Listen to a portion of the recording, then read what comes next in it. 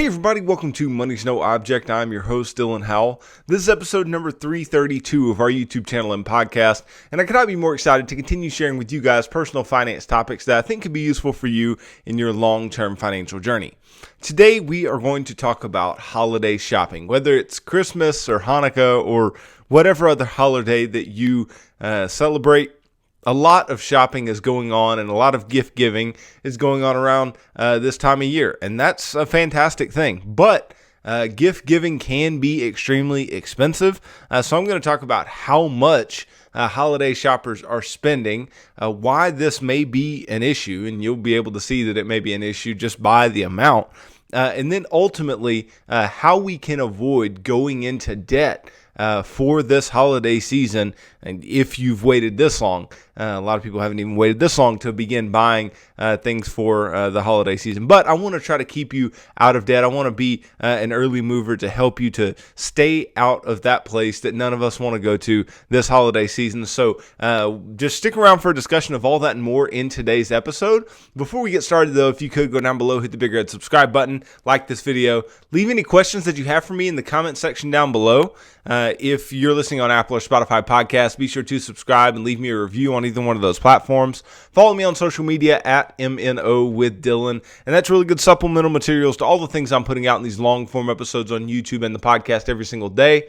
And then if you need somebody to help you to build a financial plan and keep you accountable to that plan over the long term, then I can do that. Just DM me on any of the major social media sites and tell me that you are interested in financial coaching sessions. And you and I can begin working together, pushing towards your long-term financial goals and ultimately pushing you on towards long-term financial freedom, which is what I hope for every single individual who's watching or listening to this show on a day-to-day basis. Now, most Americans, they say that they don't intend to spend more than last year this holiday season when it comes to gifts. And we all are well aware there's supply chain issues all around us that is keeping the demand for goods up and the supply for goods down, which is making for higher prices, right? And we're seeing these higher prices, yet people don't think they're going to spend more. And maybe that's true, okay? But not spending more doesn't necessarily mean that people are going to avoid going into debt this holiday season. And that is one of the biggest things that we need to try to alleviate in our shopping is, are we actually going to go into debt just to buy gifts or go into debt to buy things that we want and or things that other people want for the holiday season? So a survey from creditcards.com find that the average parent with kids under 18 plans to spend $276 per child on gifts. Meanwhile, the average holiday celebrant with a significant other may spend $251 on gifts for them. So, if you had two kids under 18 and then you have a spouse, we're talking, over $750. Right? This is a lot of money. This is a significant amount of money and definitely significant enough for us to be talking about it. And you have to understand, and I think about this quite often, right? I use the frame of reference of the fact that, is quoted all the time. Most Americans can't cover a $400 expense. Now, apparently, after the pandemic, there's a lot of Americans that are very cash heavy relative to their norm, right? But still, a lot of Americans can't cover a $400 expense or a $1,000 expense. And if that's the case, how are we paying for Christmas or any other holiday in this way? How are we buying gifts in this way? Are we just magically good budgeters when it comes to the holiday season? Are we just magically good at managing our finances just for the holiday season? My guess would be no. My guess would be that that's not the case. My guess would be that many of us out there, we just continue to not do well financially and continue to not budget and continue to not plan throughout the holiday season. And if that is true, then there's really only one place that these numbers can take us, right? The amount spent per child on gifts and the amount spent on a significant other. That really can only take us into debt. Right? If we can't pay for $400 expenses or $1,000 expenses, how are we paying for $700, $800 of gifts or more? Right? it's going to be very difficult to do so. And that's just saying the people within your household. What about the people outside your household? What about, your parents? And what about your brothers and sisters? And what about your, grandparents and your other family members and your cousins? And what about those people, right? What about the other people who are going to get gifts from you, not just the people within your household? I mean, very easily this can become more than $1,000 endeavor. But ultimately, how do we have the money in order to do this? Well, a lot of holiday shoppers aren't planning on increasing their budgets for this holiday season compared to last year. This may be a problem, but we'll get to that here shortly. The survey found that 48% of respondents intend to spend about the same. Meanwhile, 21% said they intend to spend less, and 13% said that they anticipate spending more. The remaining 9% said that they were not sure yet. Now, just a quick aside, the fact that people think that they're going to spend less might just be due to the fact that they know that they overspent last year, and they know that they don't want to overspend again this year, right? Maybe that's the case. Maybe the people who intend to spend less, maybe that's not wrong. Maybe they really do intend to spend less because they're like, hey, I just overdid it last year, right? I really overdid what my spending was going to be. And then those who intend for it to be about the same, either they make some very naive assumptions, or they may take into account that they want to spend less, but the cost of goods is up, or whatever it may be, right? But ultimately, I think some people here just aren't very thoughtful in their response, right? Of course, you want to spend less. Of course, most of us would like to plan to spend less. But the truth of the matter is, even the exact same goods that we bought last year is going to cost more this year, right? And that's normal on any given year, but especially a year where we've actually seen inflation tick up. Now, those who plan to pare back will start with decorations, followed by entertaining and hosting, gifts and travel, in that order, right? So ultimately, if people are going to pare back their spending for the holiday season, they're going to start with their decorations. They're going to start with those things that are most elective in what we can purchase for the holiday season, the things that we put up around our houses, right? Then, they're not going to do as much hosting. They're not going to do as much having people over to their house, where you are going to incur a lot more in the way of expenses than you would otherwise. And then gifts and travel is typically something that, people aren't as willing to pare back, because that's something that may be necessary, right? If you're in a situation like myself, like my wife, where you don't live in the same state as your family, then traveling home for the holidays is a big deal, right? And you may not be willing to not travel home, right? And then ultimately getting gifts for other people may not be something that you're willing to pare back either. Now, a lot of people are willing to, especially if they're not in a good financial situation, are willing to pare back the amount that they spend on gifts, but not necessarily the gift giving altogether. Okay, and then some people just don't care at all about the amount that they can spend or should spend on gifts. They just go out and spend and, let the chips fall wherever they may, and deal with the consequences later on, which is not the way to go about that. And we'll get to that here shortly. Now, despite a desire to keep their spending in check, 41% of respondents indicated that they are willing to incur debt this holiday season. 41% are willing to incur debt for what? For decorations, for entertaining and hosting, for gifts and travel. We're willing to incur debt for the holidays. Aren't we supposed to be enjoying the holidays? Aren't the holidays supposed to be something that you actually have a good time with? And yet we are, readily inviting into our lives this thing that is only going to make our lives worse, right? But it's this, I don't know why there's this disconnect. There's this disconnect between actually taking out debt and then the ramifications of it. Because ultimately, what debt does in every situation is it pushes the burden of whatever it is down the road, right? It pushes the burden to another time, to another point in our lives. And so ultimately, I think we're just like, hey, I'm going to do this anyway for many reasons, right? But I'm just going to, spend this money anyway, and then later on, I can clean up the mess. Now, I think at the holidays, we might, just spend the money anyway and be willing to bite the bullet in this way because, we have either this fear of missing out, right? You don't want to waste a holiday season, and part of me understands that, right?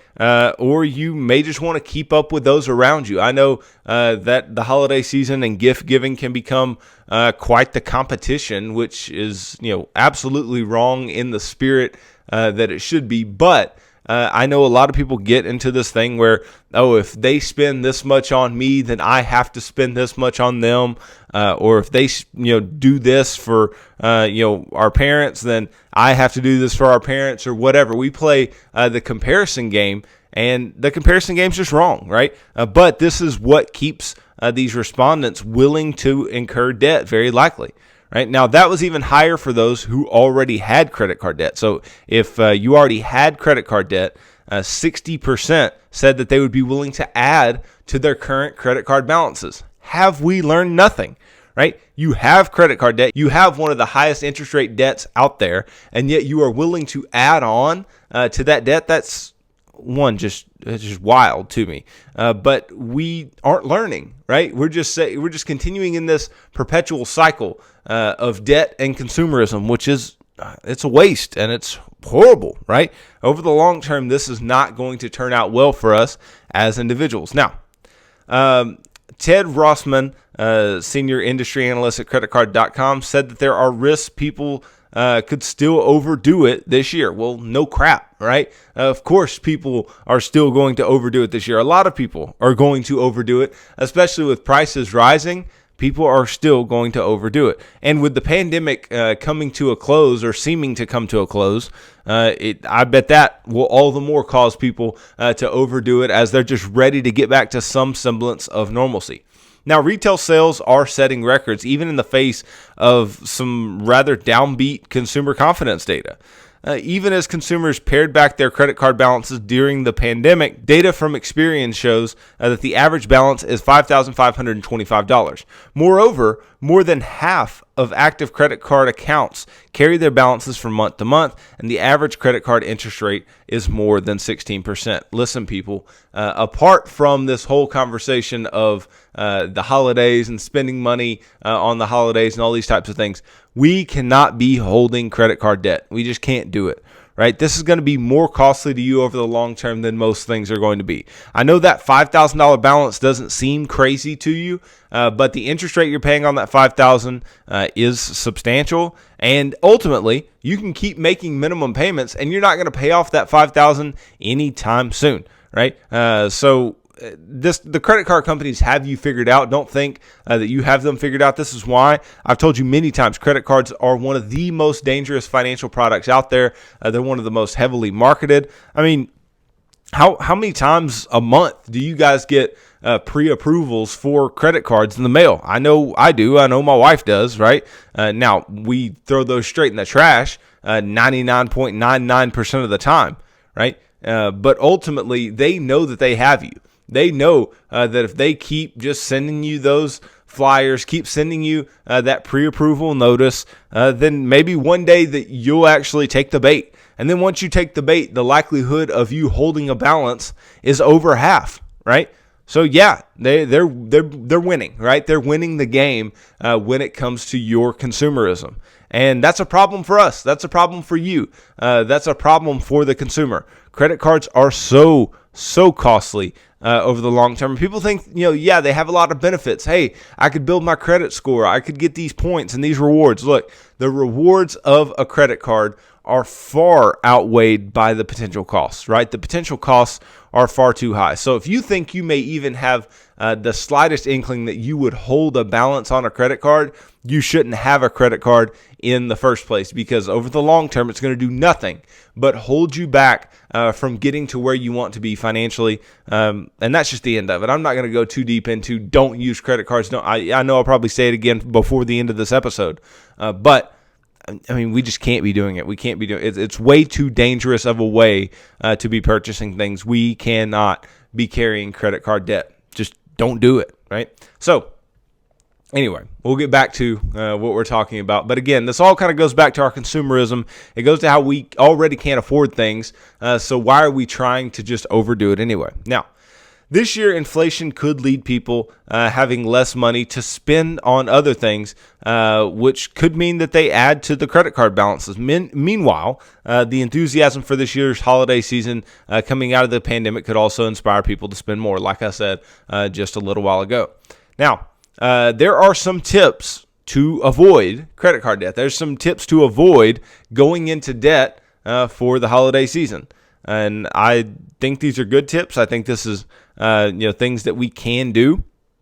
But ultimately, it's going to require that you do them, right? It's going to require that you don't just hear these and go, oh, those are good tips, and then go out and rack up credit card debt. Really take these to heart because I don't want you, because this is just the truth. The truth is that at the end of every Christmas or the end of every holiday season, my wife and I look at each other and there's joy and there's happiness. And we had a good time with our family members. Now, some years more than others, but we had a good time. And we did fun things. And we were able to buy gifts for other people. And we even received gifts maybe that we liked, right? But ultimately, we are never in the place where we look at each other and go, how are we going to pay all this off, right? Far too many people make it through December just to get that January credit card statement and go, dang, how are we going to pay this off? Or we're not going to pay this off and we're just going to make that minimum payment. We don't do that, right? And I don't suggest that any of you do either, right? It's far better if you can live your life without the regret of spending money on things that you wanted to spend money on, right? And don't get me wrong, there are times when sometimes the things that you want to spend money on most, even like the holidays, you just need to refrain from, right? Because you may not be in the place to do so. And ultimately, there's going to be things around every corner, right? Don't just think that, I'll rack up a little credit card debt for Christmas and then I'll just get it paid off by, March, or I'll get it paid off by April or whatever. Well, do you think that January, February, March, April are going to come with just nothing extra on your plate? Now, that may definitely be true, right? But emergencies come. And things come in your life that can keep you from doing the things that you're supposed to do. And that can keep you from working out a plan that is not a very good plan, right? And building up credit card debt and then just saying, I'll pay it off over this amount of time is not a good plan because you're constantly playing from behind, right? You're constantly playing from the negative. You're constantly in debt. You're having to try to pay off this debt systematically at the same time that other things can be occurring that could lead you back into debt, right? And this is just an ever-perpetuating cycle that we don't want to fall into. So what can we do about it? The first thing that you can do about it is you can budget. And I know this is boring, right? I know this is not something that any of you want to hear. None of you want to hear, hey, go write it down, right? Go write down what you want to spend. Because you may say, hey, yeah, I'll go write down what I want to spend, and then I'll just go out and spend whatever I want to.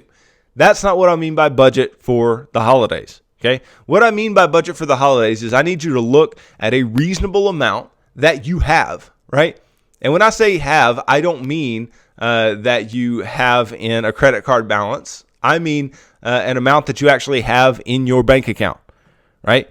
And I need you to look at some reasonable amount and agree on it with your spouse if you're married. If you're not, then agree on it with yourself, right? But make it very reasonable. And if you're in debt, it should be all the more reasonable, meaning smaller, right? And budget an amount. Say, I am only going to spend this much on the holidays. And this is a hard line to draw. Don't get me wrong, right? It's a hard line to draw, and it's hard to know exactly how much you should be spending on the holidays. Now, I'll tell you what not to do in this case. Do not go out and start looking at how much things cost and then say, okay, I am going to budget this much because things cost this much. That's going to be a problem, right? That's going to be a big problem. And the reason that is because you're ultimately going to go make a shopping list of all the things you want to purchase or all the things that you think you're going to purchase, right? And make that your budget. And then you'll look up and go, oh, well, I don't really have that much money. I'll just buy whatever, right? You could start there, but then you need to pare back. You need to pare back to something far more conservative. But the way I would start, the way I would look at this is go, let me find a conservative amount of money that I think can cover everything that I need it to cover, and let me pick this amount of money, right? And then I'm going to use not a dime more of that money, and I'm going to budget it out per person, per item, per whatever, right? Ultimately, I may not decorate for the holidays at all, right? Again, we have to prioritize our spending here. We have to prioritize what we are actually going to spend money on. I might not decorate at all. I might not do any hosting or entertaining other people at all, right? It may need to be at grandma's house this year. It may need to be at your parents' house this year. It may not need to be at your house this year, right? And when I budget for gifts and I budget for travel, I'm going to do so in the most thoughtful yet cost-effective way possible. Now, this is where there's typically a lot of disconnect. People think, oh, you're just being cheap for Christmas. No, you have a problem, right? And your problem is that you don't have money, okay? And now, everybody should budget for the holidays. Everybody should have a budget, but everybody's budget is going to look very different. Now, all these people that they're talking about who already have credit card debt or people who are right there on the brink of going into credit card debt for the holidays, it should be a very pared down, conservative, gift giving and traveling season, right? You should be as conservative as possible because you don't want to go into debt just for the holidays, right? People are going to understand your situation. People understand. And we think that we have to do the biggest and the greatest and the nicest. And ultimately, if people are judging us by the Christmas gifts that they get, then we have some problems in the first place, okay? So we need to budget, right? We need to know what we're going to spend money on and not break the budget, period, right? You run out of money in that Christmas budget? Sorry, you might have to do something that is a homemade gift for somebody, or you might actually just do some homemade things to give people and to really keep costs down. It's things you can absolutely do, but you must budget, no matter how much money you make, no matter how much money you have, because I know how easy it is to overspend when it comes to Christmas, whether or not that overspending is going to take you into debt or not, right? Overspending is still a big deal, right? And you can still spend a ton of money, so we have to budget, right? And not only are we going to have to budget, right? We want to get creative and trying to keep our budget down, right?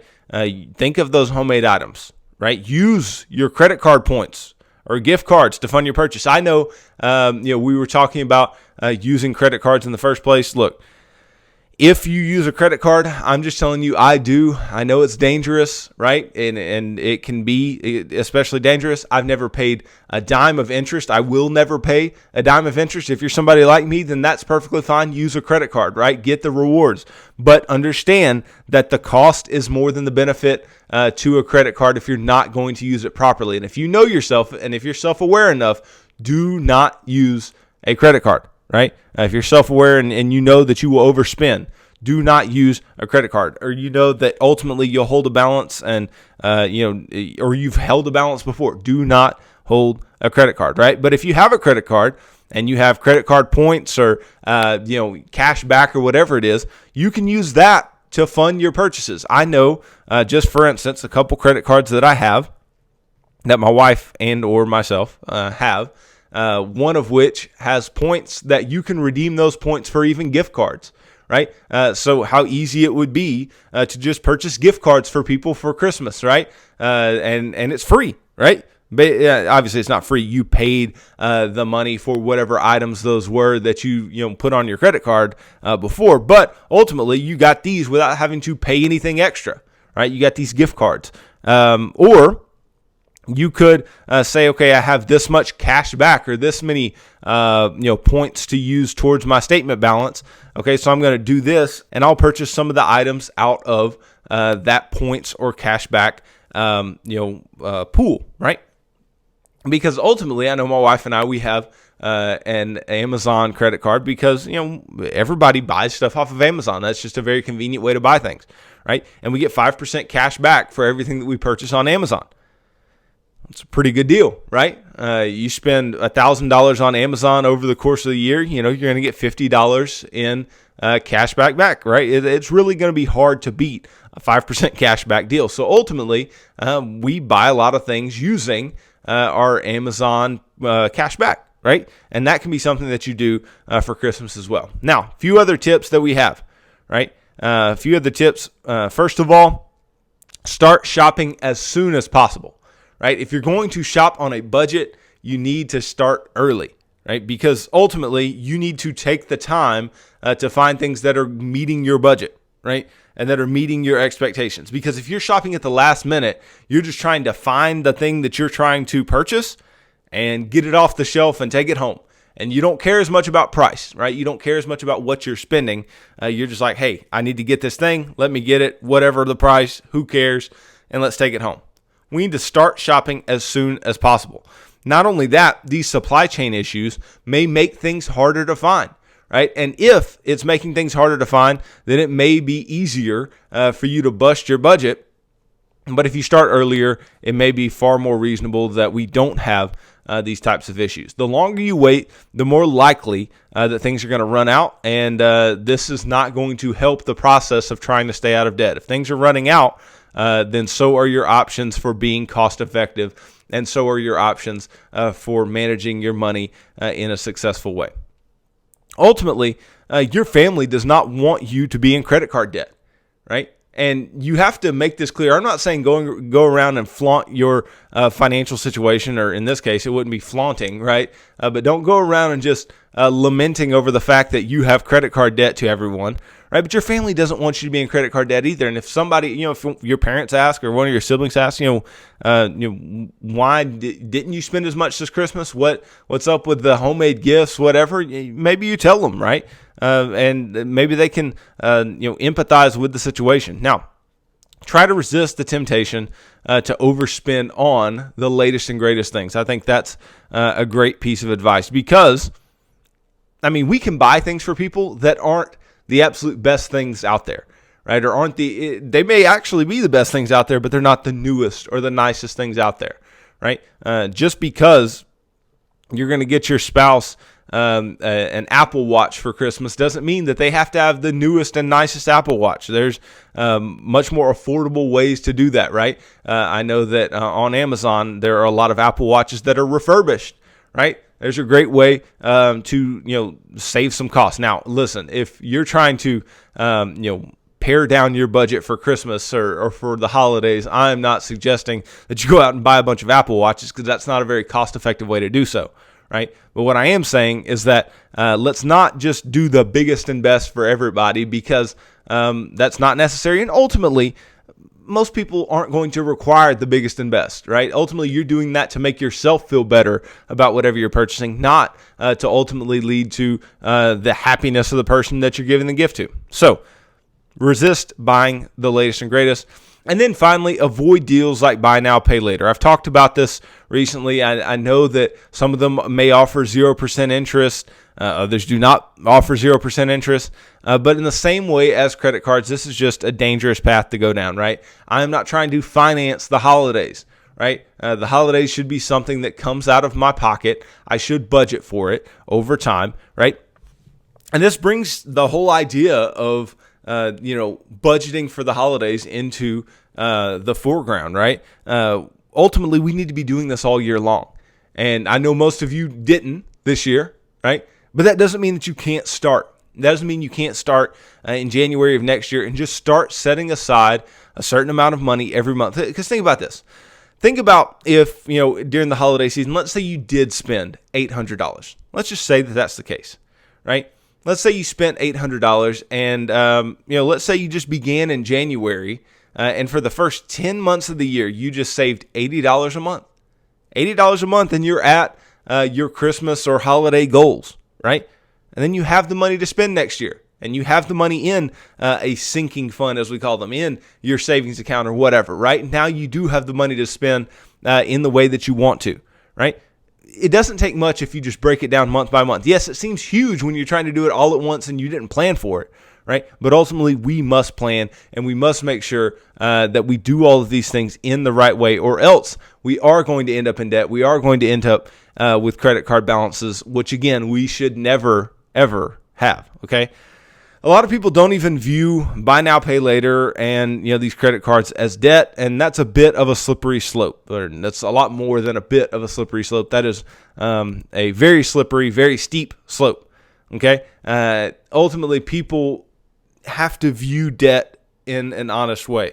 Right? We're so used to making payments. We're so used to 72 easy payments of $19.99 or whatever, right? That we've been conditioned to thinking debt is normal. Debt should not be normalized. Debt is only going to hold you back from being financially independent and financially free over the long term, which is why I'm here every day. I'm trying to help you to be financially free. But these are just some tips, just some of my thoughts, and hopefully it makes you think about how you are going to spend money this holiday season, and hopefully it can shape the way that you are thinking about spending money in holiday seasons in the future. So thanks for watching this video. If you could go down below, hit the big red subscribe button, like this video, leave me any feedback in the comments down below, and I'll be sure to respond to anything you leave down there. If you're listening on Apple or Spotify podcasts, be sure to subscribe and leave me a review on either one of those platforms. Follow me on social media at MNO with Dylan, and that's really good supplemental materials to all the things I'm putting out in these long form episodes on YouTube and the podcast every single day. And then if you need somebody to help you to build a financial plan and keep you accountable to that plan over the long term, then I can do that. Just DM me on any of the major social media sites and tell me that you are interested in financial coaching sessions, and you and I can begin working together, pushing towards your long-term financial goals and ultimately pushing you on towards long-term financial freedom, which is what I hope for every single individual who's watching or listening to the show on a day-to-day basis. So tune in tomorrow as I continue talking about personal finance topics that I think could be useful for you in your long-term financial journey. So thanks for tuning into this episode of Money's No Object. I'm your host, Dylan Howell. God bless.